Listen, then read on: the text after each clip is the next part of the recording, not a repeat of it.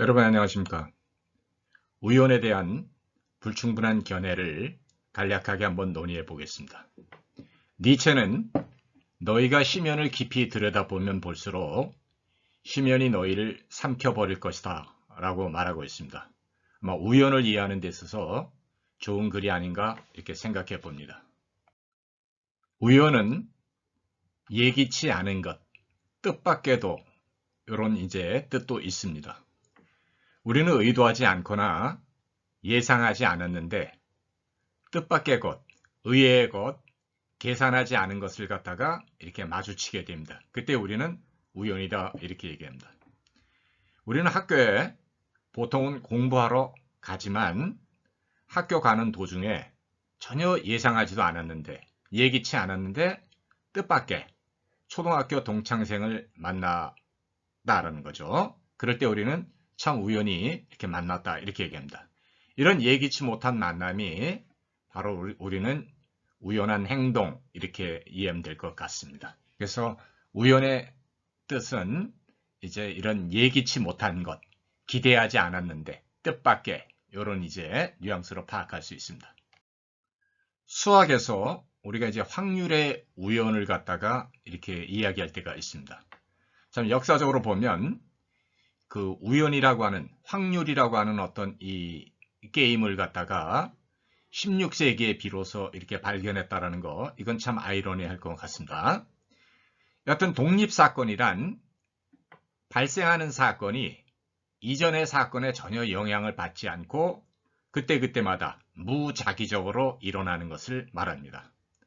그래서 사건이 매번 시행될 때마다 각각의 사건은 이전의 것에 영향을 받지 않고 그때그때마다 무작위적으로 이렇게 발생한다라는 거죠.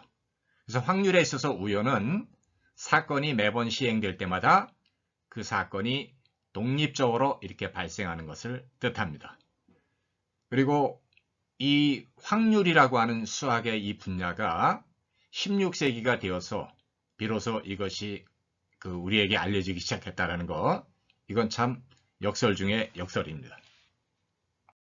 자, 필연의 반대는 우연인데 필연이란 항상 그렇고 그렇지 않은 것이 불가능한 것을 뜻합니다.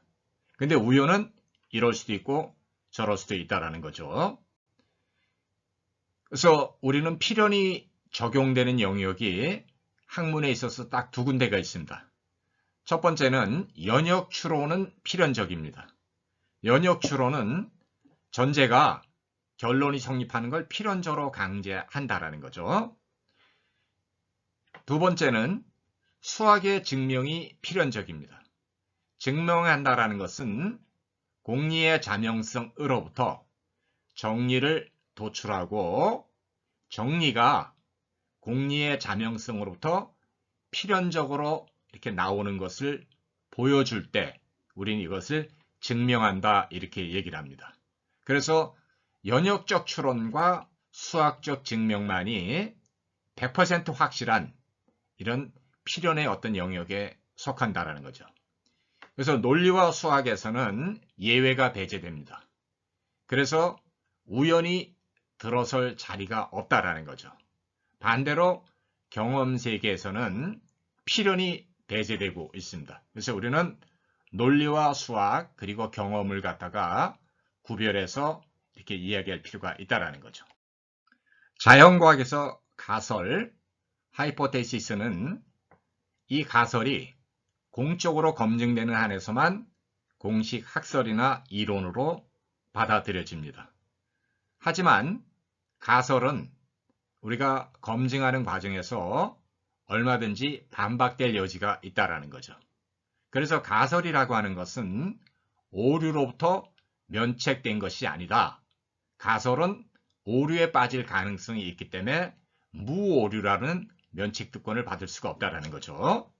그래서 가설은 얼마든지 오류에 빠지거나 반박될 여지가 있다. 가설은 단지 반증에 견디는 한에서만 잠정적으로 진리를 갖다가 유지할 수 있습니다. 우리는 필연성과 법칙을 갖다가 조금은 구별해서 이야기를 해야 됩니다. 자연 법칙은 물적 강제에 기초합니다. 법칙은 해당된 개별 현상들에 대해서 강제력을 행사합니다. 모든 물체들은 예외 없이 중력의 지배를 받습니다. 예외가 하나라도 있다면 중력 법칙의 필연성은 무너집니다. 붕괴됩니다. 예외를 허용하지 않는 중력 법칙은 필연적입니다. 그래서 엔트로피의 지배에서 벗어난 물체는 없다. 우리는 이렇게 말하고, 물체는 예외 없이 모두 다 엔트로피의 지배를 받고 있습니다.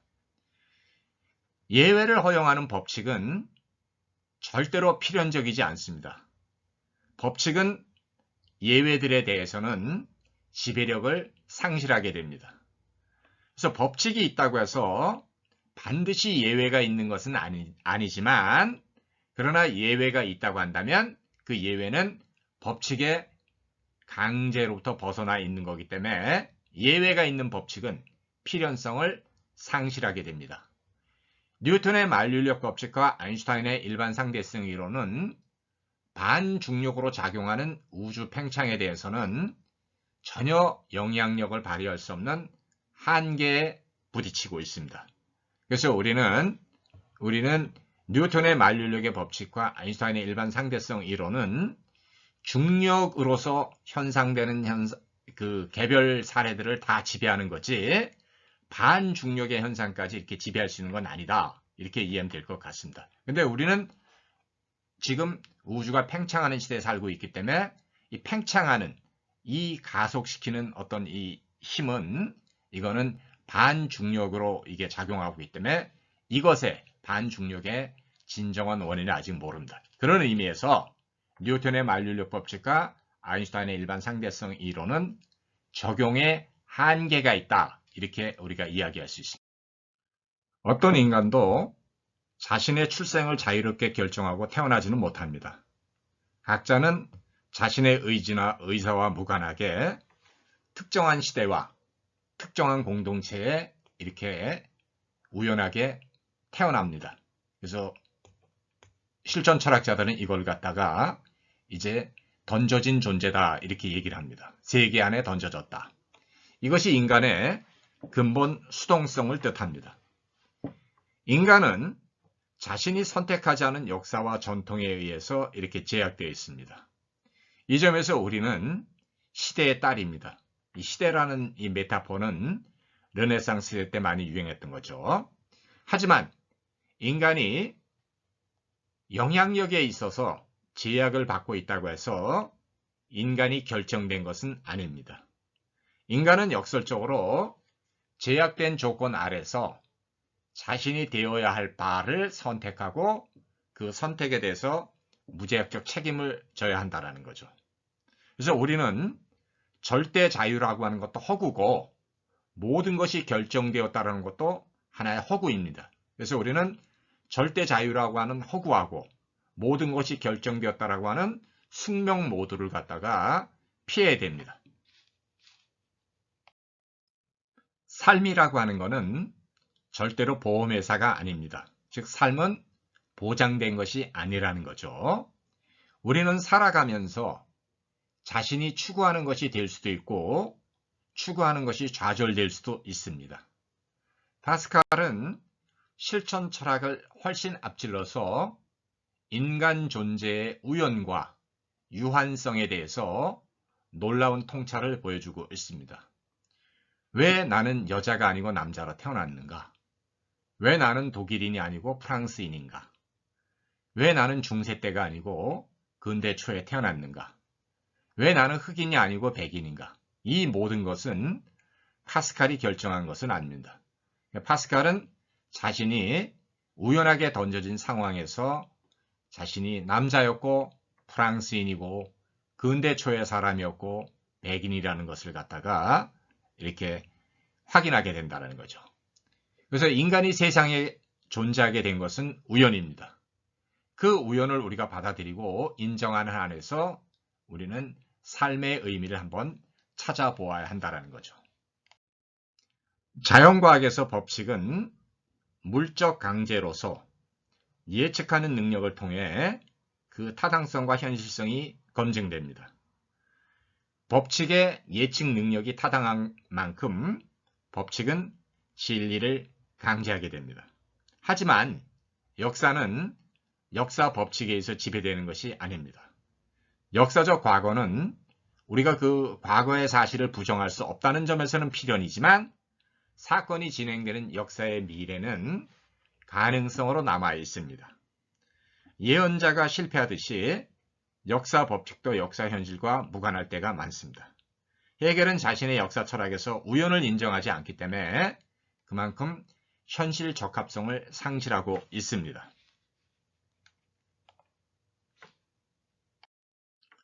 플라톤과 아리스토텔레스 그리고 고대 그리스의 자연 철학은 종의 영원성을 주장합니다. 종의 영원성 내지는 종의 항구성을 주장합니다. 하지만 이거는 경험적으로 이미 반박되었습니다. 공룡이라고 하는 것은 지상에 존재했던 생명체들 중에서 가장 강한 포식자이지만 멸종되어 버렸습니다. 그래서 종의 진화는 필연에 의해서 진행되지 않습니다. 종의 생존 투쟁은 살아남으려고 하는 처절한 생존 투쟁에 의해서만 가까스로 유지된다는 거죠. 그래서 종의 투쟁은 진화라는 무대에서 살아남으려는 생존 투쟁의 우연성에 의해서 가까스로 유지되고 있습니다. 진화에 있어서 보장된 것은 아무것도 없습니다. 가장 강한 포식자 공룡도 멸종되었다는 거죠. 그래서 진화로는 강자가 살아남는 게 절대 아닙니다. 그 강자가 살아남는다는 것은 다윈 이후에 신진화론자들과 특히 신진화론의 영향을 받은 20세기의 그 제국주의자들의 기본 생각이고, 다윈의 진화론은 우연을 인정하고 그 다음에 적자가 살아남는 거지 강자가 살아남는다는 건 아니라는 거죠. 그래서 살아남고자 하는 종의 투쟁이 삶을 제약하고 조건 짓는다라는 것, 이걸 우리는 삶의 우연성으로 이해하면 될 것 같습니다. 양자론이 우연과 같은 것은 아닙니다. 그런데 양자론자들은 결정론적인 인과 대신에 확률적인 인과를 갖다가 주장하게 됩니다. 그래서 인과율을 보통 결정론적으로 이해해온 전통에 비해서 인과를 갖다가 확률적 가능성으로 이해하게 되면서부터 이제 양자론자들은 고전 물리학이 갖고 있는 그 결정론의 어떤 이 자연현상 설명을 갖다가 제약시켜 놓는다라는 거죠. 그래서 거리, 즉 위치의 변화를 우리는 시간의 변화로 미분하게 되면 속도가 도출됩니다. 속도를 시간으로 미분하면 가속도가 도출됩니다. 고전 물리학에서는 물체의 운동 속도를 알면 그 물체의 운동량도 우리가 정확하게 계산해낼 수가 있습니다. 그래서 물체의 운동 속도를 계산할 수 있으면 그 물체의 운동량 역시 우리가 정확하게 측정할 수 있다는 거죠. 그래서 결정론의 세계에서는 위치와 운동 속도는 둘 다 정확하게 오차 없이 측정이 가능하게 됩니다. 결정론의 세계에서 법칙은 예측 가능성과 동의어라는 거죠. 하지만 양자 현상에서는 고정된 물체에 그런 고정된 위치는 없습니다. 전자는 여기에 있다 이렇게 고정된 위치로 말해서는 절대로 안 됩니다. 전자는 여기에 있는 게 아니라 전자는 이 구간에서 관찰자 우리들에게 발견되고 관찰될 가능성이 확률적으로 몇 퍼센트의 가능성으로 측정이 됩니다. 그래서 물체의 위치를 갖다가 정확하게 측정하면 운동량은 정확하게 측정할 수가 없습니다. 반대로 운동량을 정확하게 측정하게 되면 우리는 그 물체의 위치를 정확하게 측정할 수 없다라는 거죠. 그래서 위치와 운동량은 정확하게 동시에 결정하거나 측정할 수 없습니다. 자연의 어떤 영역, 즉 미시 영역에서는 확률적 우연이 작용하고 있다라는 거죠. 그래서 프랑스의 이제 천문학자이자 철학자인 라플라스가 현재의 조건을 알면 미래를 다 알 수 있다라고 이렇게 주장하는데, 우린 이걸 보통 라플라스 악마의 가설이다 이렇게 얘기합니다. 그 라플라스 악마의 가설은 미시 영역에서는 스디슨 좌절을 경험하게 된다라는 거죠. 그래서 아인슈타인은 신은 주사위 놀이를 하지 않는다 이렇게 얘기를 했는데, 양자 현상에 대한 아인슈타인의 생각은 이 점에서는 수정이 불가피합니다. 그래서 우리는 자연이 어떻다라는 걸 이해해야 되지, 자연이 어떻게 작동하는지를 이해하는 게 우리들의 그 목적이지, 자연이 어떻다라고 결정할 권한은 우리 인간에게 없습니다. 그래서 자연의 어떤 영역, 즉 미시 영역에서는 이렇게 확률적 우연성이 작용하고 있다는 것. 그래서 양자론자들은 전자가 이 구간에서 우리 인간에게 관측되고 발견될 가능성이 확률적으로는 몇 프로다. 이렇게 해서 소수점 8개짜리 내지는 소수점 13자리까지 정확하게 확률적으로 그래도 우리가 알아낼 수 있기 때문에 이 확률적 인과도 인과라는 거죠. 다만 결정론적인 인과가 아니기 때문에 우리는 여기서 미시 영역에서 작용하고 있는 이 우연의 어떤 역할에 대해서 우리는 인정하지 않으면 안 된다는 거죠. 자, 자기 자신이 된다는 거, 이거는 정말 행복 중의 행복입니다. 그래서 셰익스피어가 to be or not to be, 존재할 것이냐 존재하지 않을 것이냐, 이게 참 근본 물음이다 이렇게 얘기를 합니다. 그래서 우리는 to be myself, 내 자신이 될 것이냐 아니면 내 자신이 되지 말 것이냐, not to be myself, 이 둘 중에 어느 하나를 우리는 선택하지 않으면 안 된다는 거죠. 그래서 우리는 존재하고자 하는 용기에 의해서 우리는 우리 자신을 갖다가 의미 있게 지속시킬 수 있는 존재라는 거죠. 자, 아까 헤겔은 자신의 역사 철학에서 우연을 인정하지 않는 것, 이거를 이제 역사 철학의 주요 임무로 삼았는데, 그거는 현실과 이렇게 일치하지 않습니다. 그래서 역사에 있어서 우연이 작용하고 있다는 거, 우리는 이거를 인정하지 않으면 안 된다는 거죠. 그래서 역사에 있어서 우연의 개입과 작용을 부정할 수 없다는 것, 그렇다고 우리가 역사가 우연에 의해서만 진행된다, 또 이렇게 추론해서도 안 된다는 거죠. 역사의 미래는 비결정적입니다. 따라서 필연을 배제한다라는 거죠. 그래서 파스칼이 클레오파트라의 코가 조금만 낮았더라면 세계 역사는 확 바뀌었을 것이다. 이렇게 해서 이제 역사의 그 우연을 갖다가 파스칼이 이렇게 아주 상징적으로 잘 묘사했습니다. 자, 여러분들, 우리가 그 일본의 그 나가사키의 원자폭탄이 이렇게 떨어졌는데, 원래 미국은 나가사키를 갖다가 폭격하려는 게 아니라 그 나가사키 옆에 있는 고쿠리라고 하는 그 도시를 갖다 폭파시키려 했어요. 거기에 인구가 더 많았어요. 고쿠리가 나가사키보다. 근데 그 고쿠리를 갖다 그 폭파시키려고 하는 원자폭탄을 투하하려는 그때 그 너무 많은 이제 이렇게 안개가 껴가지고 정확하게 위치를 찾아낼 수가 없었어요. 그래서 그 옆에 있는 나가사키로 방향을 바꾸게 돼. 왜냐하면 나가사키는 그날 날씨가 좀 좋았기 때문에.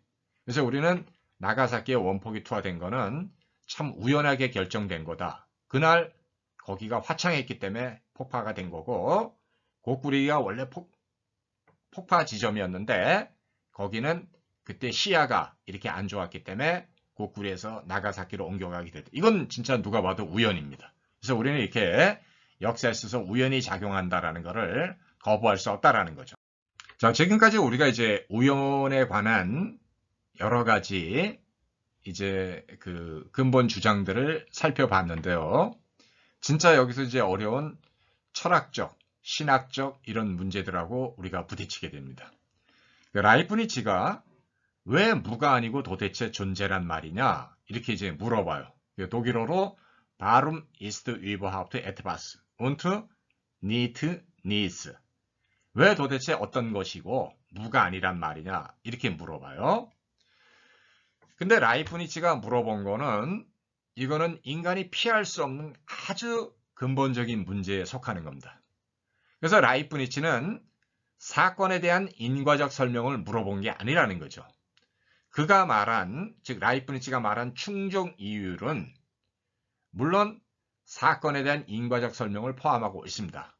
하지만 더 근본적인 질문은 존재한다라는 게 왜 도대체 없지 않고 있게 되었는가라고 하는 물음을 해명하는 데 있다라는 거죠.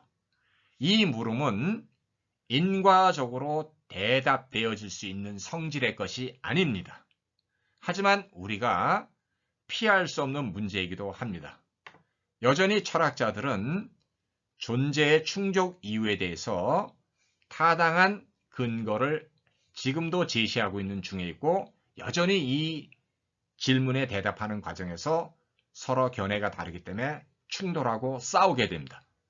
이 라이프니츠가 제기했던 근본 물음은 예를 들면 신이 이 세상에 개입하기도 전에 세계는 영원하게 있다라고 하는 그리스의 세계상을 완전히 이거는 이제 우리가 부정하게 된다는 거죠. 왜냐하면 우리는 영원한 세계가 있었고 자연이 먼저 있었고 거기서 신이 이데아의 완전성에 따라서 이렇게 창조한 게 아니라 자연이든 뭐든 간에 여하튼 존재하지 않을 수도 있었다는 걸 우리는 가정하게 된다는 거죠. 그래서 우리는 이 존재라는 물음을 얘기할 때 신과 무관하게 자연 발생적으로 있었다 이렇게 주장하는 그리스의 세계상과 아니다. 그거는 하나의 허구고 신의 창조가 개입되기 이전에는 아무것도 없었는데 신의 창조와 더불어서 무엇이 있게 되었다 이렇게 얘기하는 것. 그래서 존재하게 되었다라는 것, 스스로 존재할 수는 없지만 존재하게 되었다라는 이렇게 갈 때는 창조의 물음에 부딪히고 아니다. 세계는 그냥 처음부터 그렇게 영원하게 있었다 이렇게 주장하면 그건 그리스의 자연관입니다. 어떻든 간에 이 둘은 서로 양립할 수는 없습니다. 자, 라이프니츠가 제기했던 존재의 충족 이유는 사건에 대한 충족 이유라고는 우리가 구별해야 된다는 거죠. 이건 굉장히 중요한 구별입니다. 자, 그래서 우리는 인과를 통해서 설명이 가능한 것과 인과를 통해서 설명할 수 없는 것, 요 경계를 분명하게 설정해야 됩니다. 자, 예를 하나 들어봅시다. 양성자라고 하는 것, 프로톤이라고 하는 것은 업 쿼크, 다운 쿼크로 결합되어 있습니다. 업 쿼크는 플러스 3분의 2의 값을 갖고 다운 쿼크는 마이너스 3분의 1의 값을 갖습니다. 그래서 양성자란 업 쿼크, 다운 쿼크로 결합되어 있는데 이 세 개를 다 더하면 플러스 1이 됩니다. 즉 전기적으로 강한 이 양성자의 어떤 성격을 띠게 된다는 거죠. 이게 이제 핵력의 어떤 핵심을 이룹니다. 이게. 근데 중성자라고 하는 거는 다운 쿼크, 아까 마이너스 3분의 1 했죠? 다운 쿼크, 마이너스 3분의 1입니다. 그 다음에 업 쿼크, 플러스 3분의 2니까 중성자는 마이너스 3분의 1, 마이너스 3분의 1, 3분의 2니까 다 더하면 0이 됩니다. 그래서 전기적으로 중성입니다. 자, 양성자는 왜 하필 꼭 3개의 쿼크로만 결합되어야 되느냐? 왜 4개도 아니고 2개도 아니냐? 꼭 반드시 3개만 되느냐? 이렇게 우리가 물어보게 되면 이런 물음은 이미 인과적인 설명을 갖다 벗어나 있다라는 거죠. 그래서 우리는 양성자가 무엇이라는 알매의 물음과 양성자가 왜 꼭 그렇게 존재하게 되었는가라고 하는 존재 이유에 대한 이 해명을 갖다가 구별해서 말할 필요가 있다는 거죠. 그래서 학문이라고 하는 것은 제한된 범위 안에서 사건의 인과적인 설명에만 몰두합니다. 그래서 물리학자들은 우리가 양성자를 갖다가 강입자 충돌계에서 서로 충돌시켜 봤더니 이렇게 양성자는 업 쿼크, 다운 쿼크로 구성되었다라고 알아내고 양성자를 갖다 설명할 수 있지만 왜 양성자가 꼭 3개 쿼크로 구성되어 있어야 되냐 이렇게 우리가 존재의 이유를 묻게 되면 거기에 대해서는 침묵할 수밖에 없다라는 거죠. 그래서 우리는 양성자가 무엇이라고 하는 인과적 설명과 왜 양성자가 꼭 3개로만 결합되냐라고 하는 그 존재의 어떤 충족 근거를 갖다 묻는 물음을 서로 구별해서 말할 필요가 있다라는 거죠. 자, 라이프니츠의 물음을 갖다가 우리가 한번 이렇게 응용해 봅시다. 왜 히틀러는 없지 않고 있었단 말인가? 우리는 히틀러가 무엇을 했는지 아주 소상하게 지금 알고 있습니다. 히틀러에 대해서 연구되지 않고 남아있는 분야는 거의 없을 정도로 다 연구가 이렇게 진행되었다, 이렇게 봐도 됩니다. 하지만 왜 히틀러는 없지 않고 도대체 있었단 말이냐, 이렇게 물어보면 이거는 굉장히 대답하기가 정말 힘듭니다. 자, 그리스의 자연과는 시작도 없고 끝도 없고 자연은 처음부터 그렇게 주어져 있습니다. 그래서 아리스토텔레스가 피시스, 나투어를 갖다 정의할 때 자기 안에서 성장과 변화의 원리를 지니고 있는 것, 이렇게 얘기를 해서 이 고대 그리스의 자연과는 자연의 영원성을 갖다 이렇게 주장하는데, 이거는 자연이 창조되었다라고 하는 그리스도교의 세계상과는 양립할 수 없습니다. 어떻든 간에 우주 내지 존재는 없지 않고 왜 있단 말이냐, 이렇게 우리가 물어볼 수 있고, 물리학은, 천문학은 우주는 빅뱅이라고 하는 우발적 사건을 통해서 존재하게 되었다, 이렇게 얘기를 합니다. 빅뱅은 우발적 사건이라는 거죠. 이거는 자연과학적 설명입니다. 빅뱅 이후 우주는 약 137억 년이 이렇게 경과했습니다. 그래서 우주는 현재 팽창 중에 있습니다. 우주는 세 가지의 시나리오 중, 즉 중력의 지배로 인해서 충돌해서 죽느냐, 이걸 이제 빅크런치다, 이렇게 얘기를 하죠.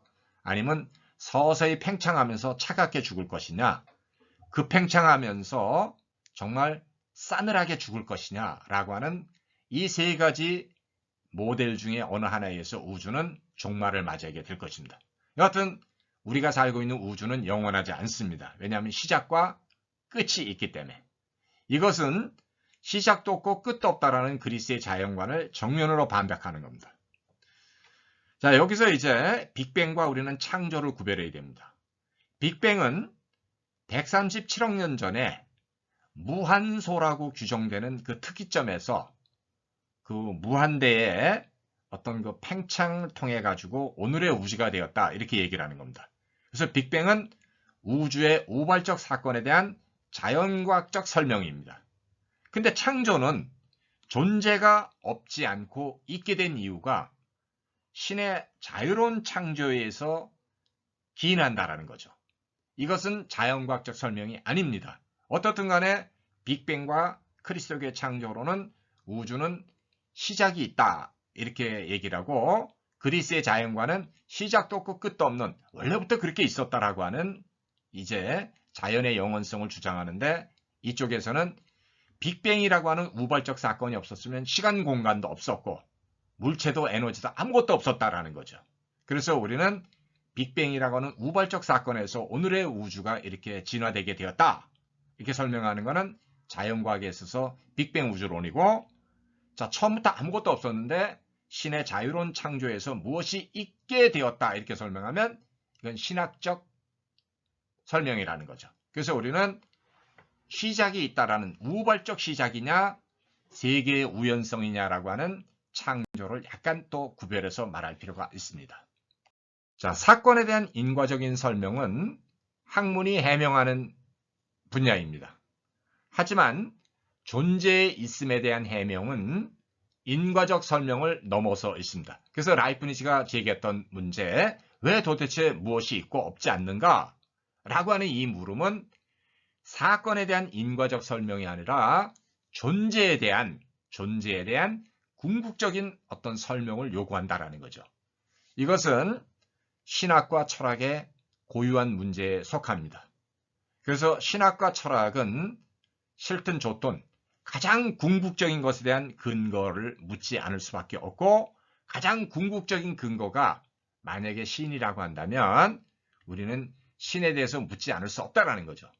그래서 사건에 대한 인과적 설명과 존재의 있음에 대한 충족 이유는 우리가 구별해서 말할 필요가 있다라는 거죠. 자연과학은 사건에 대한 인과적 설명을 제시합니다. 철학과 신학은 이것을 긍정하고 그 타당성을 받아들이고 있습니다. 하지만 존재의 있음에 대한 충족 이유는 여전히 자연과학의 인과적 설명을 넘어서 있는 문제입니다.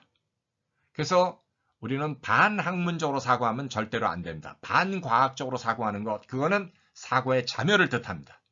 하지만 학문의 인과적인 설명을 넘어서는 문제에 대한 해명은 우리가 어떻게 충족될 수 있을까? 이렇게 이제 물어볼 수 있고, 어느 누구도 이 문제를 피해갈 수는 없지만 어느 누구도 지금까지 이 문제를 만족할 만하게 해명하고 있지는 못합니다. 그래서 아인슈타인이 과학 없는 종교는 맹목이다. 하지만 종교 없는 과학은 절름발이다. 이렇게 얘기하는 것은 아주 좋은 통찰입니다. 하지만 아인슈타인도 그리스도교의 신의 창조를 좀 잘못 이해했고, 아인슈타인은 이 신을 갖다가 법칙과 같은 의미로 이해를 합니다. 그리고 아인슈타인이 말하는 법칙은 아까도 얘기한 결정론적인 인과를 갖다 이렇게 얘기를 하는데, 이거는 아인슈타인이 스피노자처럼 자연은 곧 신이고 신은 곧 자연이다라고 하는 이런 어떤 법칙이 지배하는, 법칙의 필연성이 지배하는 이런 싸늘한 결정론의 어떤 그 세계, 그래서 신은 결정론자다라고 이렇게 이해하는 거고, 신이 자유롭게 창조했다라는 걸 갖다가 아인슈타인은 제대로 지금 파악을 못하고 있는 겁니다. 신은 존재하기 위해서 다른 것을 필요로 하지 않습니다. 신이 아닌 것들은 스스로 존재할 수가 없습니다. 따라서 존재하기 위해서 신에게 의존할 수밖에 없다라는 거죠. 그래서 신과 존재의 관계는 항상 비대칭적입니다. 존재하는 것들은 예외 없이 있지만 자기 원인으로 존재하는 것은 하나도 없다라는 거죠. 그래서 자기 원인으로 존재할 수는 없고 존재하기 위해서 다른 것에 의존하기 때문에 존재하는 모든 것은 존재하게 하는 신에 의존할 수만 존재하게 된다라고 하는 관계가 성립한다는 거죠. 그래서 신은 자기 원인이고 필연적으로 존재합니다. 신에 의해서 창조된 것들은 스스로 존재할 수는 없고, 물론 존재하지 않을 수도 있었지만 결국은 존재하게 된 거죠. 그래서 존재 내지 세계는 이 점에서 완전히 우연입니다. 왜냐하면 존재할 수도 있고 존재하지 않을 수도 있었기 때문에 그렇다 이 뜻이에요. 그래서 왜냐하면 반드시 자족하는 것으로 존재하는 것이 아니기 때문이다. 우리는 이렇게 얘기를 해야 되고, 존재하는 것은 존재하지 않을 수 있다라는 가능성을 전혀 배제하지 못한다라는 거죠. 그래서 신은 창조하지만 인간은 기껏해야 발견할 뿐입니다. 우리는 신이 창조한 현실 세계를 이해하기도 벅찹니다. 그렇다면 현상 세계를 초월한 신의 영원한 현실성을 어떻게 이해하고 다가갈 수 있단 말이냐, 이런 물음이 제기되고, 여기서 이제 우리는 수학자 칸토어가 인피니트하고 트랜스피니트를 구별합니다. 인피니트는 우리가 무한수로 번역할 수 있지만 트랜스피니트 그러면 이건 초한수입니다. 정말 모든 수를 뛰어넘어 있는 그런 의미의 우리가 초한수를 어떻게 이해하느냐, 이 물음을 제기하는데, 여기서 우리는 칸토어가 집합의 역설에서 부딪혔던 문제를 우리는 신을 파악할 때 이렇게 부딪히게 되고, 참고로 수학자 괴텔은 수학적으로 신존재 증명을 하는데, 저는 수학자 괴텔의 신존재 증명에 관한 수학을 전혀 이해를 못했습니다. 그렇지만 신을 수학적으로 증명한다는 건 그렇게 적합한 비유 같지는 않습니다. 자, 신과 싸워서 이길 수 있는 자는 신 자신뿐입니다. 유한한 인간이 자신의 유한성을 망각하지 않고 무한을 알아듣고자 하는 용기가 바로 인간이 형이상학을 하고 있다는 증거입니다. 형이상학은 검증할 수 없는 것을 갖다가 주장하는 사이비 헛소리가 아니라, 형이상학은 인간이 궁극적인 것을 묻는 데서 비로소 발생하게 된다는 거죠. 그래서 우리는 우리 자신을 계속해서 넘어서지 않으면 안 된다는 거죠. 인간은 살아가면서 궁극적인 것에 대한 갈증이 해소되지 않으면 결코 만족할 수 없는 그런 결핍된 존재입니다. 플라톤은 이것을 갖다가 참여론으로 설명하고, 모든 것은 이데아의 완전성에 참여해 간다, 이렇게 참여론으로 설명하고, 스피노자는 영원성의 상 아래서 철학한다, 이렇게 잘 규정하고 있습니다. 자, 신을 직접 알 수는 없습니다. 하지만 신이 창조한 자연을 보다 잘 알아들음으로써 우리는 자연을 창조한 신을 간접적으로 알아들 수는 있습니다. 이것이 근대의 과학을 열었던 뉴턴과 갈릴레이의 근본 생각입니다. 오늘날의 과학자들은 신을 부정하는 데 혈안이 되어 있지만 그러나 뉴턴과 갈릴레이는 자연을 이해한다라는 것. 자연은 신의 수학적 암호인데 우리가 자연의 수학적 암호인 즉 미분의 언어와 적분의 언어를 잘 이해한다는 것은 자연을 창조한 신을 이해하는 길이다. 이렇게 해서 이들은 자연과학이 신에게로 가는 하나의 정당한 길이다. 이렇게 주장하게 됩니다. 여하튼 오늘날의 자연과학자들하고 뉴턴과 갈릴레이의 이런 자연파학은 너무나도 상이합니다. 그 21세기의 유명한 신학자 칼 라너는 신과 인간이 가까우면 가까울수록 신과 인간은 그만큼 거리가 멀다. 이렇게 얘기합니다. 우리 인간은 이마고 데이, 신을 닮은 거지 우리가 신과 똑같다 이렇게 얘기하면 큰일 납니다. 인간은 신을 닮았을 뿐 결코 신이 아닙니다. 아니, 될 수가 없습니다. 안다는 것은 진정한 의미에서 한계를 아는 것을 뜻합니다. 그래서 그 델피의 신탁에 있는 그노티 세 아우톤, 즉 너 자신을 알라라고 하는 말은 이런 다음과 같은 세 가지 의미를 함의하고 있습니다. 첫째, 너는 신이 아니다. 둘째, 너는 죽을 수밖에 없는 유한한 존재다. 셋째, 네가 신이 아니고 죽을 수밖에 없다면 너는 너의 한계를 알고 살아야 된다. 이렇게 얘기하고 있습니다. 그래서 인간이 자신의 유한성을 포기하지 않고 자신의 유한성을 계속해서 뛰어넘으려고 하는 이 사고의 치열함과 정직함이 바로 인간이 형이상학을 하고 있다는 결정적인 증거고 라이프니츠는 왜 도대체 무가 아니고 존재란 말이냐 이렇게 물어봄으로써 우리는 존재의 궁극성을 이해하고 알아들으려고 하는 활동을 하고 있다는 거죠. 이것이 바로 인간의 인간다움을 갖다가 이렇게 규정하고 있다는 거죠.